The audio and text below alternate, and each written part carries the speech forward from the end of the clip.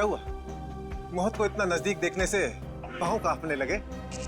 ACP आज तक अपनी मौत को अपनी हथेली पर लेकर ही चला है, समझे? मौत से कभी डरा नहीं है वो। इतनी बड़ी बड़ी बातें हैं, अब बातों का वक्त नहीं है, अब एक्शन का वक्त है। कूदो एसीपी, छलांग लगाओ। 1 मिनट, लेकिन तुम पर कैसे विश्वास कर सकता हूं कि मेरे कूदने के बाद तुम इन तीनों को छोड़ दोगे? तुम्हारे पास और कोई चारा भी नहीं। कूदो एसीपी।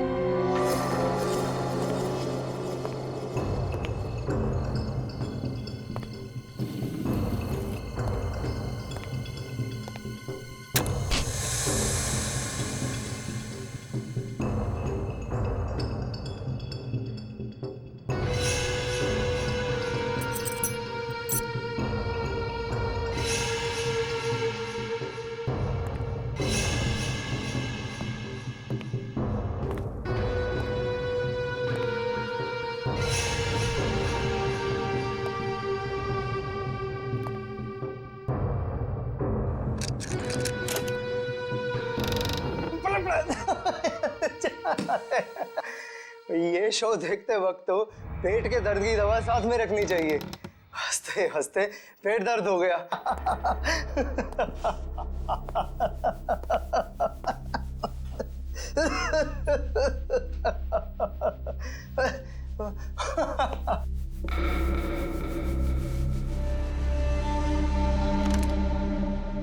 कौन है ये?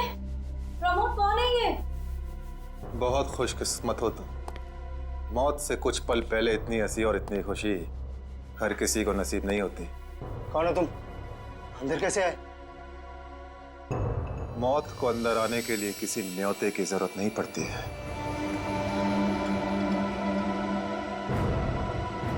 ये क्या कर रहे हो? मैंने क्या बिगाड़ा तुम्हारा? तो रुक जरा, पुलिस को। Happy birthday Tarika. Thank you Shreya. Thank you. Many happy returns of the day. Thank you Siddharth. बहुत खूबसूरत फूल है। श्रेया की चॉइस है। हाँ वो तो है, श्रेया की चॉइस तो कभी गलत हो ही नहीं सकती। हाय सिद्धार्थ। हेलो। हाय श्रेया। हाय पूर्वी। काफी देर कर दी आने में। थोड़ा ट्रैफिक मिल गया रास्ते में। अरे फ्रेडी सर, ये गपागप खा रहे हो? आप तो बोल रहे थे डाइटिंग कर रहे हो। डाइटिंग ही तो कर रहा हूँ। इसके पहले तो मैं 5-5 प्लेटें एक साथ खा जाता था। क्या बात कर रहे हो? हमारे प्लान पे तो पानी फिर गया अभिजीत। अरे ऐसे कैसे? कुछ ना कुछ तो करूंगा मैं। कैसे? हृदय, हाँ, उस कमरे में तुम्हारा कोई वेट कर रहा है। मेरा वेट कर रहा है? हाँ। कौन? तुम जाओ तो सही। अरे जाओ।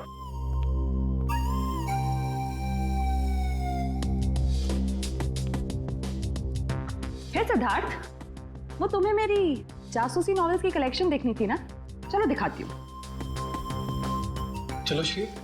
अरे कभी तो श्रेया को अकेले छोड़ो। ऐसी कोई बात नहीं है ना? चलो। इट्स ओके सिद्धार्थ, जाओ तो। चलो।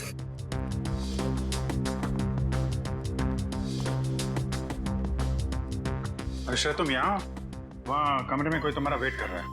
कौन? अरे जाओ देखो तो सही। अरे सर,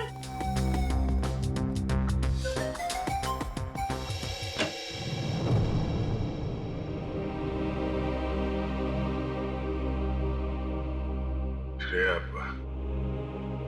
अच्छा किया तुम सिद्धार्थ को अपने साथ यहाँ ले आई। I am very sorry. उस दिन मैंने आपके साथ बहुत बुरा बिहेव किया था।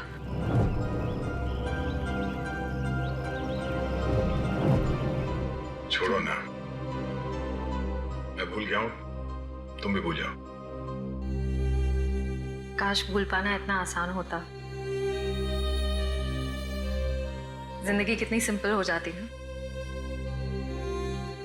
श्रेया, ये यादें ही तो है जो उदास दिलों को जिंदगी जीने का हौसला देती है। अगर यादें ही ना हो तो जिंदगी कितनी बोरिंग हो जाएगी। तो क्या तुमने सिद्धार्थ से शादी करने का फैसला कर लिया? मेरा दिल कुछ और कह रहा है, दिमाग कुछ और। मैं जानता हूँ श्रेया, हमारे काम में हम दिल की नहीं दिमाग की सोचते हैं, मगर एक बार सीआईडी ऑफिसर ने एक आम लड़की की तरह सोचो, दिल का इस्तेमाल करो, उसकी आवाज सुनो। मेरे दिल में तो एक ही इंसान का नाम गूंजता रहता है और वो नाम है श्रेया। सिद्धार्थ। सिद्धार्थ प्लीज, सिद्धार्थ मेरी बात तो सुनो प्लीज। अब सुनने को बाकी क्या रह गया? पूरी हकीकत मैंने अपनी आंखों से देख ली। तुम दया से प्यार करती हो ना?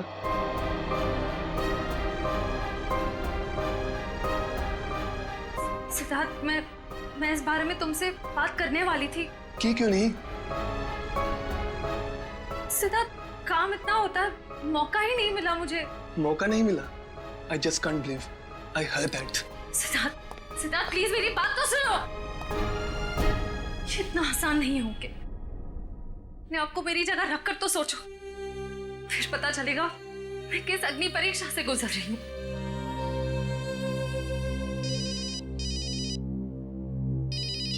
हेलो, कौन? सर, दोनों पति पत्नी थे, प्रमोद और शांति। सर, हमने कभी सपने में भी नहीं सोचा था कि हमारे होटल में ऐसा कुछ होगा। एक मिनट, आप बाहर खड़े रहिए।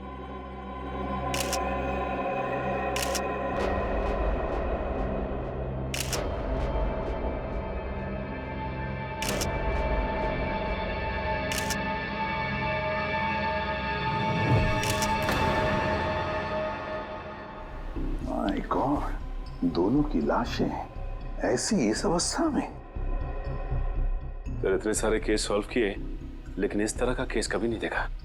सर, लगता है ये दोनों खूनी से विनती कर रहे थे कि वो इन्हें छोड़ दे, मगर खूनी ने जरा भी दया नहीं दिखाई।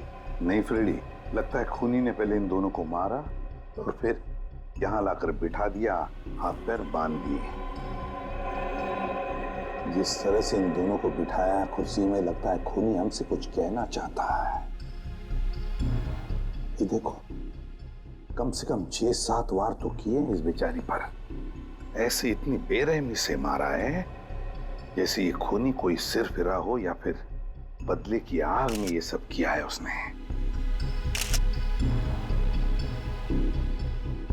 My God.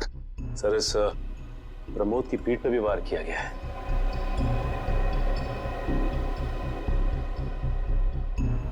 क्या हुआ? सर, इसकी सांसें चल रही है, जिंदा ही है। प्रमोद जिंदा है? तुम्हें जल्दी से इसे हॉस्पिटल ले जाओ, इसका जिंदा रहना बहुत जरूरी है। संभाल के, चल, आजा।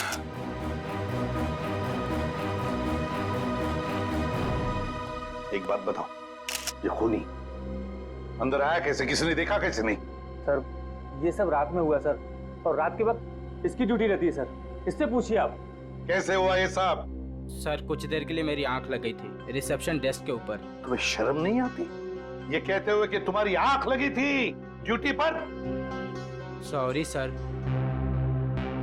एक बात बताओ, ये दोनों प्रमोद और शांति कब से रह रहे तुम्हारी होटल में? सर, पिछले 6 दिनों से रह रहे थे और आगे भी 1 महीने रहने का प्लान था सर। क्यों, कुछ बताया इन्होंने? सर, प्रमोद जी की नई नौकरी लगी थी, नासिक से इस शहर में नए आए थे, उन्हें अपना घर नहीं मिला, इसीलिए होटल में रह रहे थे सर। ठीक है, जाओ। पंच, प्रमोद और शांति, इन दोनों की पूरी जानकारी चाहिए मुझे।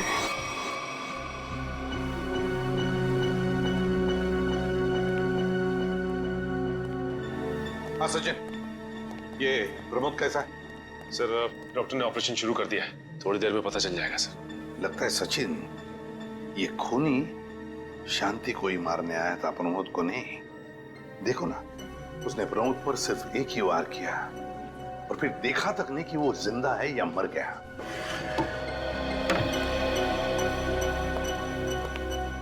डॉक्टर साहब, कैसा है प्रमोद? हमने प्रमोद को बचा तो लिया है, मगर मगर क्या?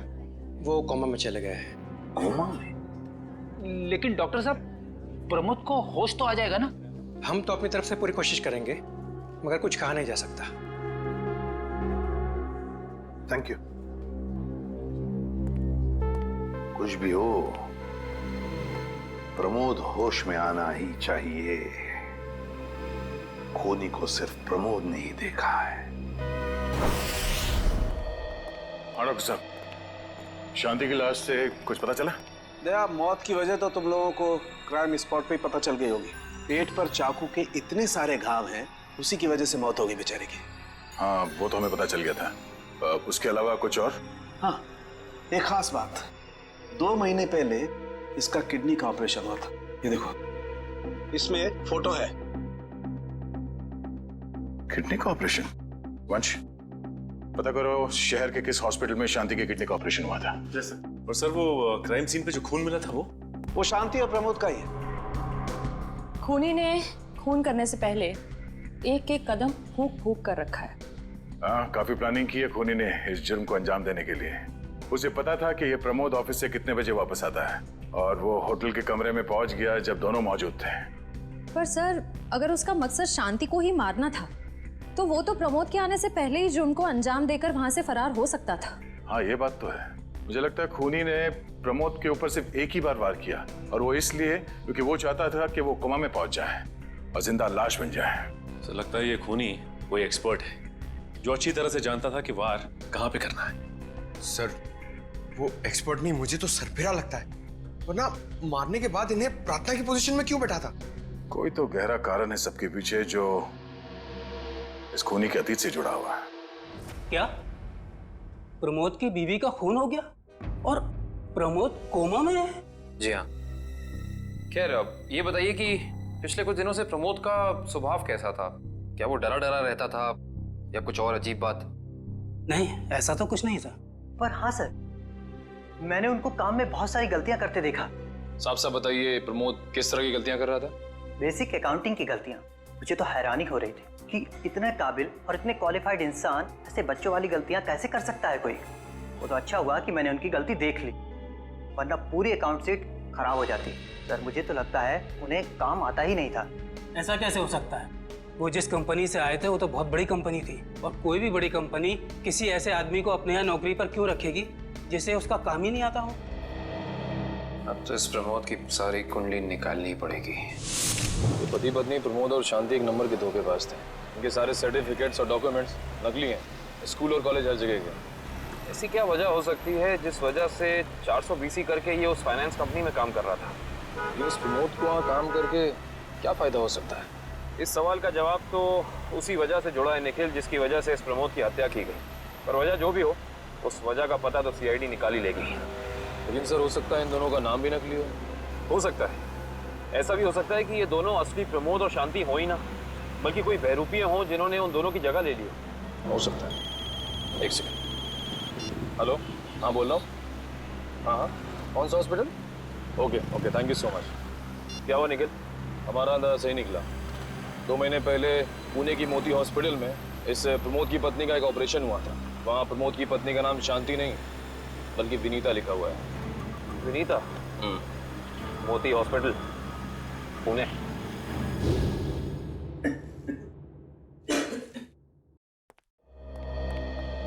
एक्सक्यूज मी, एक वक्त पे सिर्फ एक ही मरीज अंदर आएगा?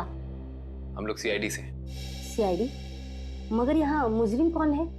इसी की तलाश है हमें। एक्चुअली आपके हॉस्पिटल में 2 महीने पहले एक ऑपरेशन हुआ था, उसी के बारे में कुछ जानकारी चाहिए हमें। किसका ऑपरेशन?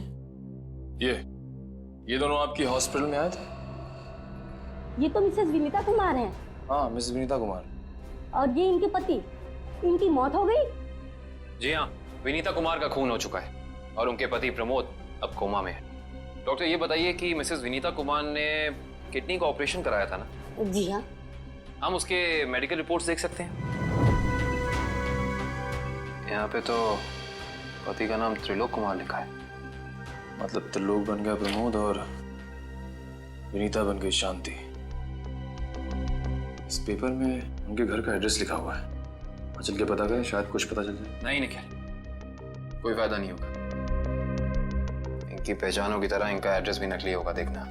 हाँ, हमने इन्हें ऑपरेशन के कुछ रिपोर्ट्स कोरियर की थी, मगर वो कोरियर वापस आ गए थे। डॉक्टर, ये बताइए कि इन्होंने ऑपरेशन का पेमेंट कैश में की थी या चेक से या किसी कार्ड से? इंश्योरेंस के जरिए। इंश्योरेंस? उस इंश्योरेंस कंपनी के कोई कागजात, कोई डॉक्यूमेंट्स हैं आपके पास? हाँ, इसी फाइल में होंगे। गुड।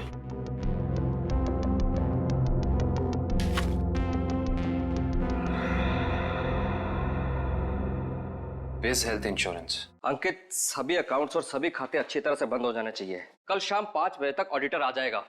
हो जाएगा सर।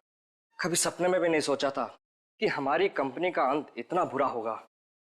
ये किस अंत की बात कर रहे हैं आप लोग? जरा विस्तार से समझाइए।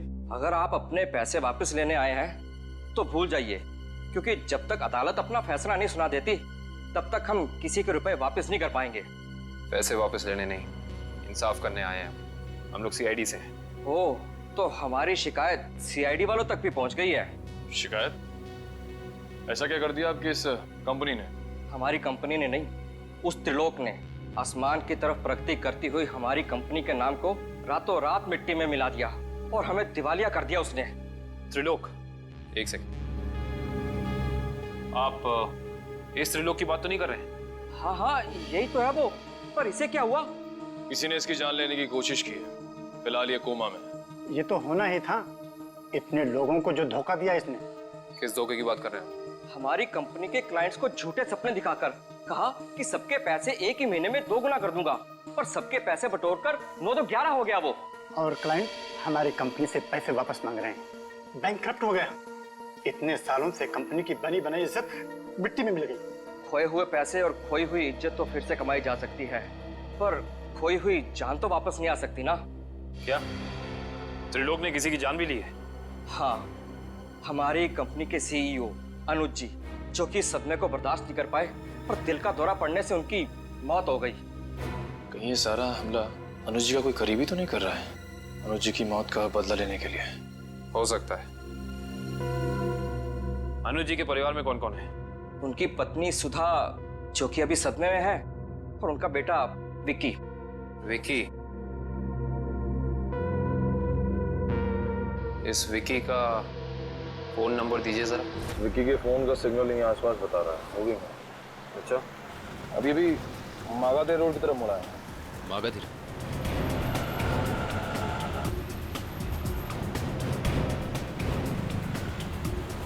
देखो सिग्नल कुछ पता चला?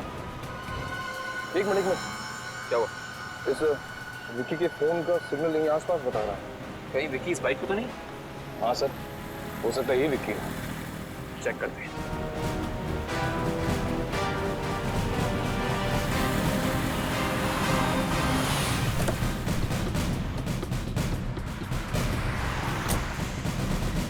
सुनो भाई साहब, तुम ही विक्की हो?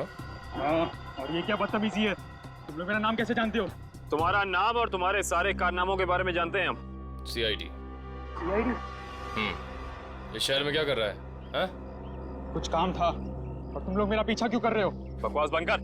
दो खून करके भाग रहा हो, कह रहा है सीआईडी पीछा क्यों कर रही है? मैंने कोई खून नहीं किया है। अच्छा, त्रिलोक और विनीता का खून नहीं किया तुमने? What?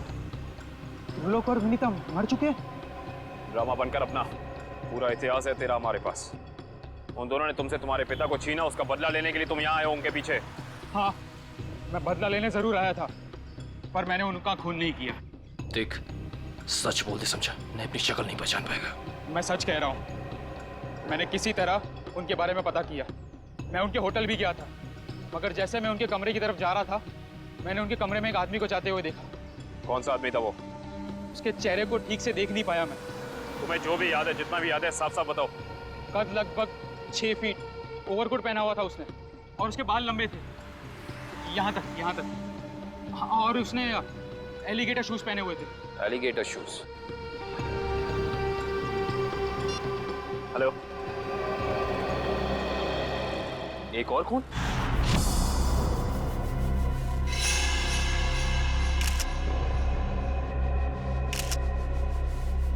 लाश ऐसे अजीब ढंग से क्यों बैठा है?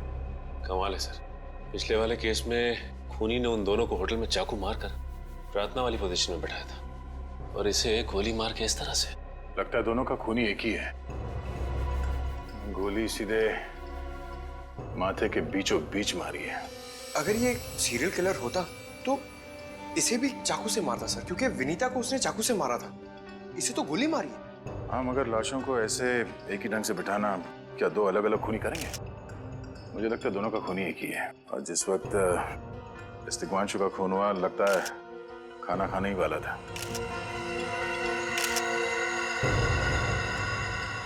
तो यहाँ पे दूसरी प्लेट भी पड़ी है। कहीं ऐसा तो नहीं कि ये तिग्मांशु की बीवी के लिए थी? मैम सब तो एक हफ्ते के लिए गाँव गई हुई है, एक हफ्ते के बाद लौटेगी। तो क्या घर में कोई और आदमी था जिसके लिए तिग्मांशु ने एक और प्लेट में खाना डाला? नहीं साहब। अच्छा, जब तुम घर वापस आए उस वक्त ये दरवाजा खुला था या बंद था? नहीं साहब, बंद था। तो फिर तुम घर के अंदर कैसे आए? साहब ने एक चाबी मेरे पास भी दे रखी है। वो जो कोई भी था, ऐसा लगता है कि तिग्मांशु उस आदमी को जानता था। एक काम करो सचिन, पंकज, घर की अच्छी तरह से तलाशी लो, देखो कुछ मिलता है क्या।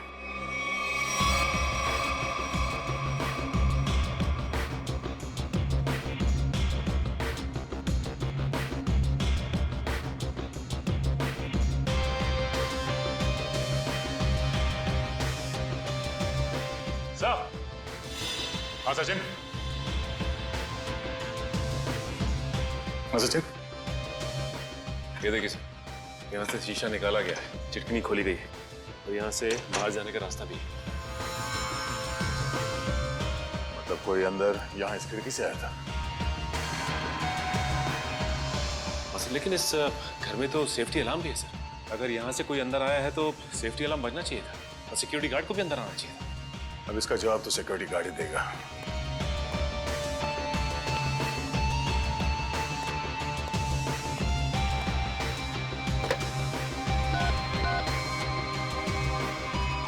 Hello security.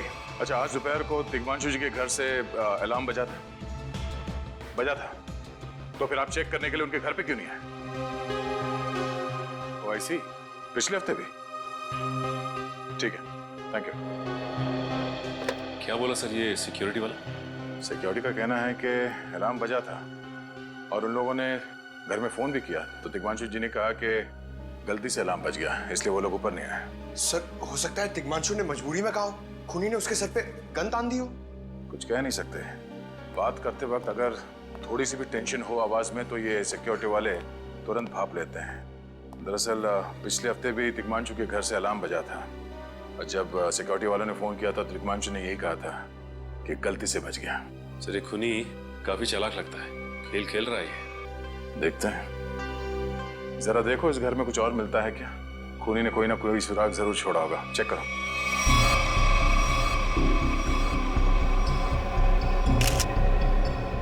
सर एक मिनट सर।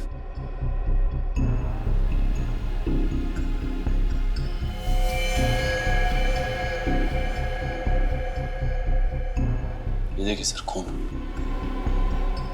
ये खून यहाँ कैसे? कहीं खूनी का तो नहीं है खून? ये तो डॉक्टर सालों के ही बताएंगे। वो खून किसका है ये अभी पता चल जाएगा। तारिक आती होगी रिपोर्ट लेकर के। डॉक्टर साहब, इस तिग्मांशु के बारे में कुछ और पता चला? हाँ। वो कैसे? इसे गोली मारने से पहले बेहोश किया गया था। क्या?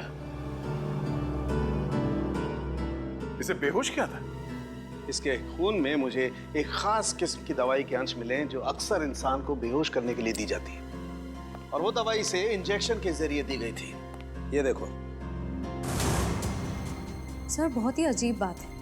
अगर खूनी इसे मारना चाहता था तो सीधा गोली मारकर इसका काम तमाम कर सकता था, फिर ये जहर की दवाई क्यों दी होगी? और सर एक और बात पता चली, तिग्मांशु जिस हालात में हमें मरा हुआ मिला था वो एंशिएंट कल्चर के हिसाब से प्रार्थना करने की पोजीशन, खाना खाने से पहले। तो फिर तो शांति और तिग्मांशु दोनों का खूनी एक ही आदमी है।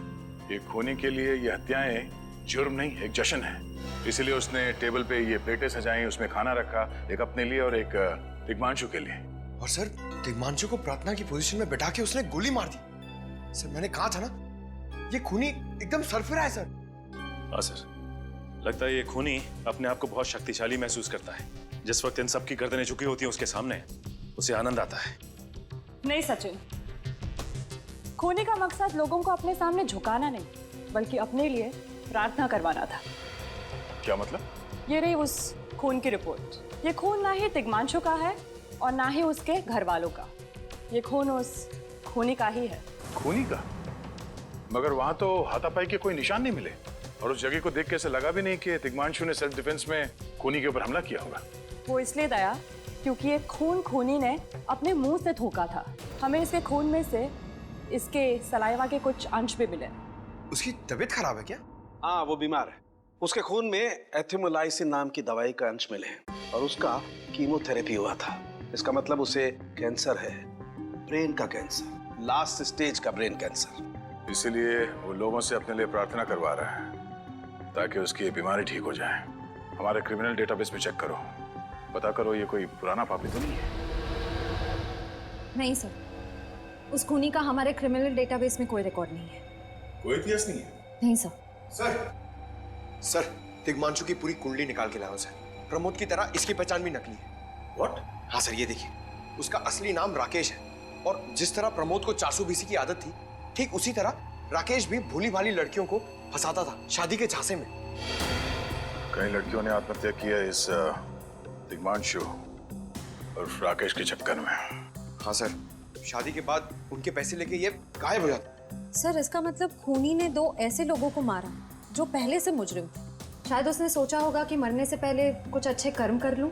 नहीं श्रेया, जरूर कोई रिश्ता रहा होगा उसका इन दोनों अपराधियों के साथ। पता करो इन दोनों अपराधियों का केस किस पुलिस स्टेशन में फाइल किया गया था? सर, ब्रेन कैंसर के जितने भी पेशेंट्स हैं शहर में, उन सबकी लिस्ट मिल गई है सर। कुल मिला के ऐसे 50 पेशेंट्स हैं, जिसमें से 10 पेशेंट्स ऐसे हैं जो कैंसर की लास्ट स्टेज पे हैं। उनमें से 4 औरतें हैं, बचे 6। हाँ सर, और इन 6 में से 4 ऐसे हैं जो 70 साल से ऊपर के बुजुर्ग हैं। अब बचे 2, ये उदय और भानु। तुम इन दोनों से मिले? हाँ सर, ये उदय 6 महीने से हॉस्पिटल में है। और भानु? भानु सर 1 महीने से हैदराबाद में। ये कैसे हो सकता है सचिन? अगर वो मुजरिम इसी शहर में है तो कहीं उसका इलाज चल रहा होगा ना कहीं से वो दवाई खरीदता होगा। वांची सर, इस शहर में जितने भी केमिस्ट है जहाँ पे ब्रेन कैंसर की दवाइयाँ बेची जाती है, उन सब की लिस्ट चाहिए मुझे। सब पता चल गया। त्रिलोक और राकेश दोनों के खिलाफ एक ही थाने में केसेस दर्ज किए गए थे, जगतपुरी थाने। इस केस का पूरा इतिहास जगतपुरी थाने से ही पता चलेगा। एक्सक्यूज मी, यस, आपकी दुकान पे ब्रेन कैंसर की दवाइयाँ बेची जाती हैं? जी हाँ, हमारी दुकान उन चुनिंदा दुकानों में से है जहाँ ये दवाई आपको मिलेगी। वैसे ये दवाइयाँ बहुत कम लोग खरीदते होंगे नहीं? जी, बहुत महंगी है एक्चुअली। अच्छा, जो लोग ये दवाइयाँ खरीदते हैं उनकी लिस्ट मिल सकती है हमें?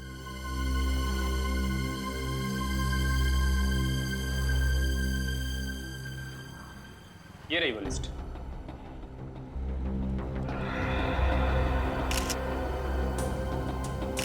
तपन, उदय और नितिन, ये तीनों लोग तो उस मरीज की लिस्ट में थे। अच्छा, आपको पूरा यकीन है कि इनके अलावा और कोई नहीं आता ये दवाई लेने के लिए? जी नहीं, लेकिन हो सकता है कोई गैर कानूनी तरीके से ये दवाई खरीद रहा हो। ये दवाइयाँ काफ़ी महंगी है ना, आम आदमी इसका खर्चा नहीं उठा सकता। अच्छा, आप किसी ऐसे आदमी को जानते हैं जो ये गैर कानूनी काम करता है? एक आदमी है, आंद्रे नाम है उसका। प्यार से लोग उसे एंडी कहते हैं। ये जो ज्वाला रोड पे पब्लिक पार्क है ना, अक्सर वहीं मिलता है। कांस्टेबल सुनील? Yes sir. आप सीआईडी से ही हैं ना? हाँ, हमारी बात शायद आप ही से हुई थी। साहब बताइए, कांस्टेबल सुनील आपके लिए क्या कर सकता है? सुनील जी, हाल फिलहाल में इस रिकॉर्ड रूम में कोई चोरी वगैरह हुई थी क्या? चोरी नहीं तो सर, अब यहाँ भला कोई चोरी कैसे करेगा? सुनील, फिर आप एक हेल्प कर सकते हैं हमारी। हमें 2 मुजरिमों की फाइल चाहिए। एक का नाम है त्रिलोक कुमार और दूसरे का राकेश भिवेन। 1 मिनट सर, क्या नाम बोले? राकेश? राकेश भिवेन।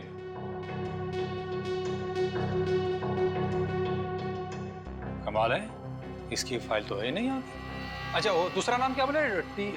त्रिलोक कुमार। इसकी भी नहीं है? दोनों की फाइल्स नहीं। हाँ सर, लेकिन यहाँ पर चोरी की तो कोई घटना नहीं घटी।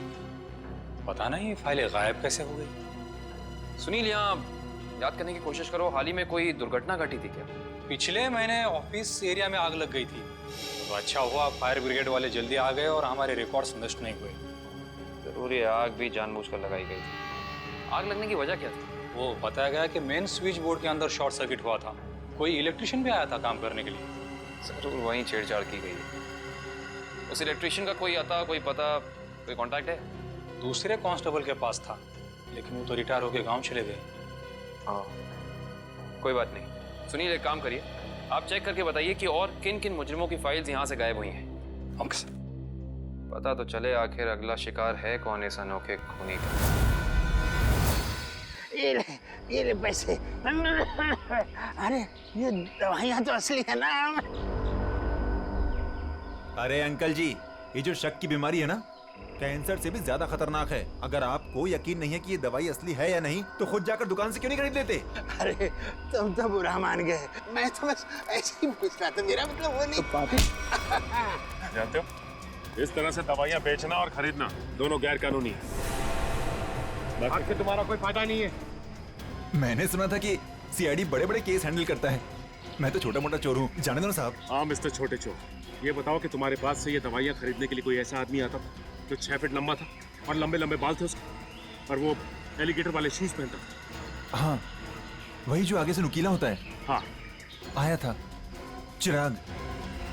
आप लोग चिराग को ढूंढ रहे हो? हाँ। कहाँ मिलेगा ये चिराग? चिराग? लगता है चिराग घर पर नहीं है। कमरे अच्छी तरह से चेक करो, देखो कुछ मिलता है क्या। पंकज, कंप्यूटर चेक करो।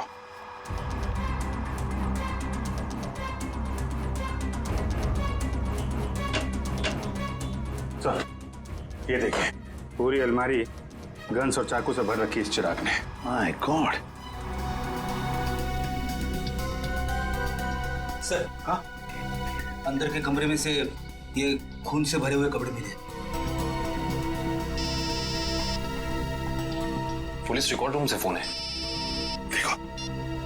हेलो जी, कहिए। कौन? संदीप, स्वाधीन और हेमंत। ओके, ठीक है। कौन है ना? सर, त्रिलोक और तिग्मांशु की तरह इन तीनों की फाइल भी चोरी हुई है पुलिस रिकॉर्ड रूम से। मतलब अभिजीत, अब ये चिराग इन तीनों में से किसी एक को मारने वाला है। सर एक सेकंड, ये देखिए सर, इस कंप्यूटर की फाइल में इन तीनों की फाइल है।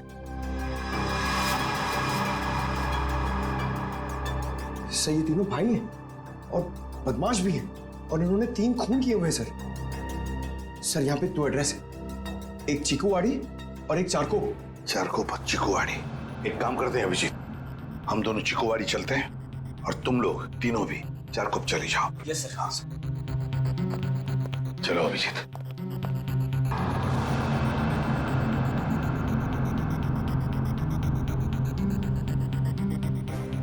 क्या हुआ सर? अभिजीत, ये पेन, ये मेरा पेन है अभिजीत। आपका पेन? यहाँ पे कैसे सर? ये पेन मैंने जग्गा को दिया था, जग्गा को। जग्गा सर? वो आपका खबरी? हाँ अभिजीत, मेरा खबरी। मगर जग्गा तो मर चुका है सर। हाँ अभिजीत, तो मर चुका है, लेकिन जिस खून में तलाशी करने में मदद की थी जग्गा ने हमारी, उस वक्त वो खून भी इसी तरह हो रहे जैसे आज हो रहे हैं। खून करने के बाद लोगों को प्रार्थना की पोजीशन में रखा जाता है।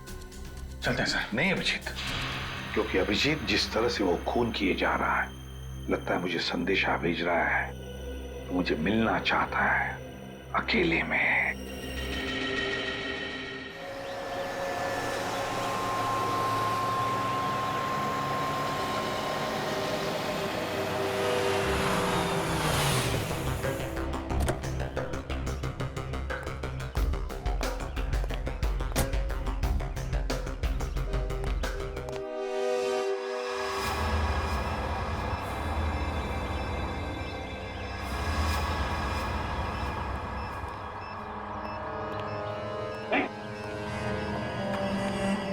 प्लीज हमें बचा लीजिए, किसी तरह हमें मार डालेगा।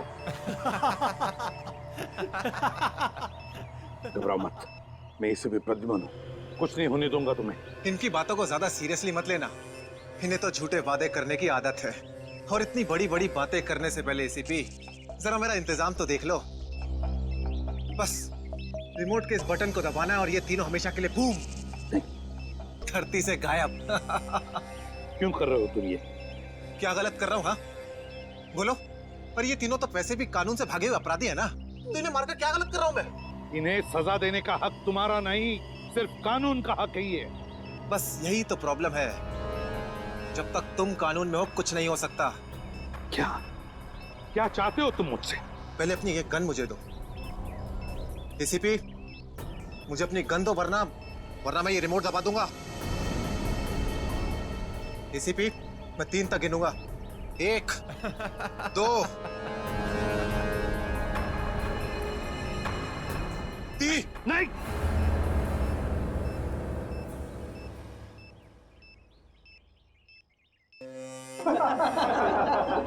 बहुत अच्छे, बहुत अच्छे। तो तुम जानना चाहते थे ना कि मैं तुमसे नफरत क्यों करता हूँ? हाँ।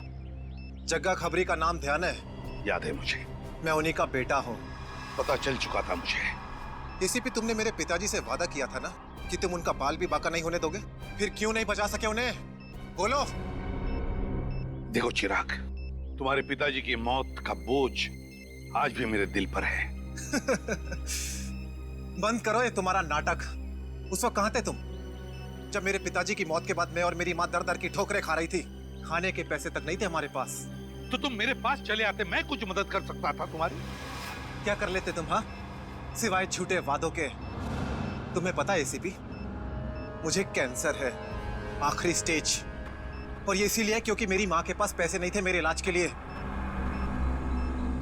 मैं तुम्हारा दुख समझ सकता हूँ चिराग, तुम्हारी तकलीफ समझ सकता हूँ, मगर इन तीनों ने क्या बिगाड़ा है तुम्हारा? तुम इन तीनों की जान बचाना चाहते हो? हाँ। तो तुम्हें अपनी बलि देनी होगी। क्या मतलब? मतलब तुम इस बिल्डिंग से छलांग लगानी होगी, ताकि फिर कोई जग्गा खबरी सीआईडी का शिकार ना बने।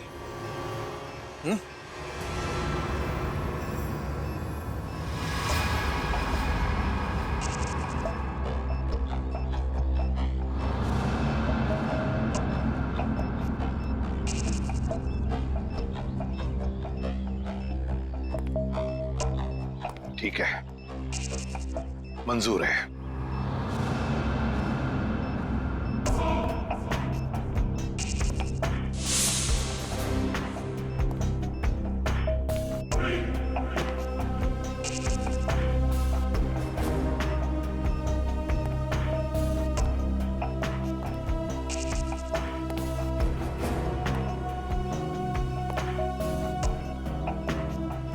चढ़ो एसीपी, चढ़ो।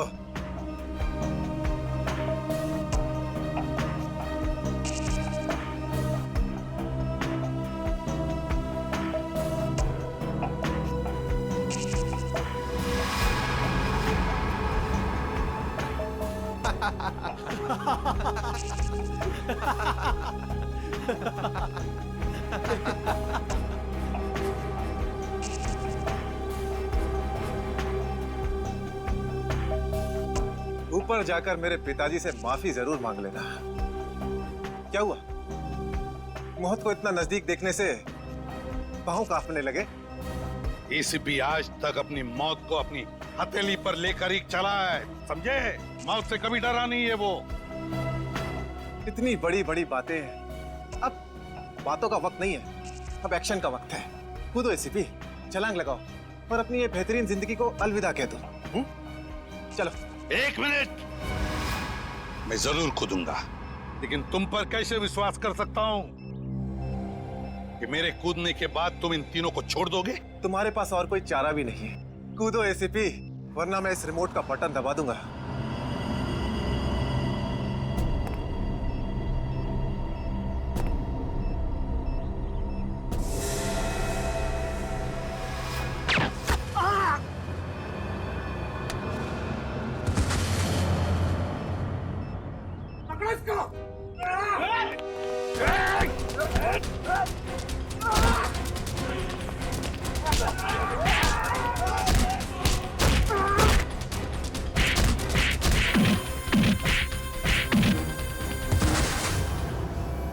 बस मिस्टर चिराग, बहुत चला लिया न्याय की अदालत।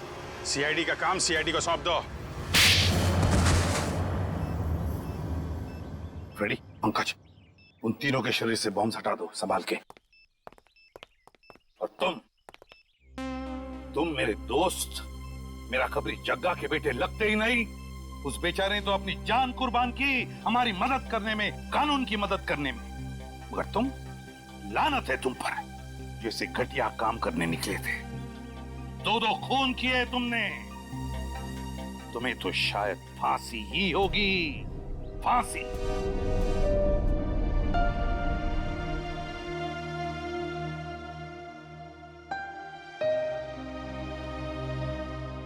बड़े बुजुर्ग कह गए कि अगर कोई चिंता सताए तो उस चिंता को अपने कलेजे के अंदर अंगार बनने नहीं देना चाहिए। कलेजा जल जाता है। मुझे कोई चिंता नहीं सता रही है। In fact I think I am the luckiest girl in the world right now. CID में सब मेरे काम से खुश हैं। मेरे पास तुम दोनों जैसे दोस्त हैं। मेरी शादी होने वाली है। एक लड़की को और क्या चाहिए होता है? शायद प्यार। प्यार भी तो है ना मेरे पास। मम्मी पापा का प्यार, दोस्तों का प्यार और सिद्धार्थ का प्यार। जुबान की बात दिल से मेल नहीं खा रही है श्रेया। मतलब ये कि दिल की बात जुबान पे लाने का वक्त आ गया है श्रेया। वो श्रेया कहाँ गई? हाँ, जो अपने सारे डिसीजंस खुद लेती थी, जिसे पता था कि उसको अपनी जिंदगी में क्या चाहिए। हाँ श्रेया, अब वक्त आ गया है। तुम्हें किसी एक को चुनना ही होगा। और अगर तुमने एक स्ट्रॉन्ग डिसीजन नहीं लिया ना, तो उसका असर तुम्हारी जिंदगी पर नहीं, बाकी 2 जिंदगियों पर भी पड़ेगा। मैं क्या डिसीजन लूं? किसे चुनूं? उस इंसान को जिसे मैं बहुत प्यार करती हूँ, पर उन्होंने कभी अपने प्यार का इजहार नहीं किया, या शायद वो मुझसे प्यार करते ही नहीं, या फिर उस इंसान को जो मुझसे बहुत प्यार करता है, मुझे पलकों पर बैठा कर रखता है। मगर यहाँ पे इम्पोर्टेंट सवाल ये है कि तुम किससे प्यार करती हो? नहीं तारिका, यहाँ ये बात इम्पोर्टेंट है कि अब मैं पीछे नहीं हट सकती।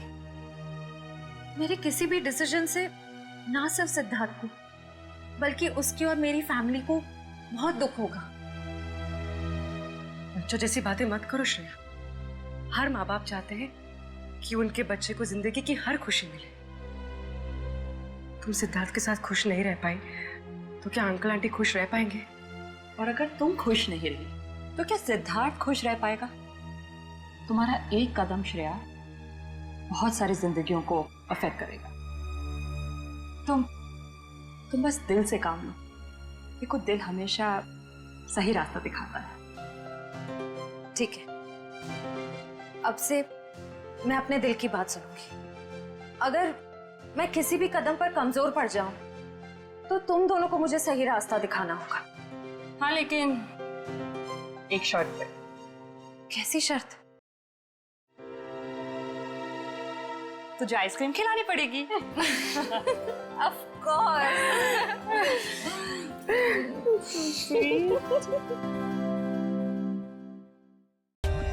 For more updates, subscribe to our channel, click the show links and enjoy watching the videos.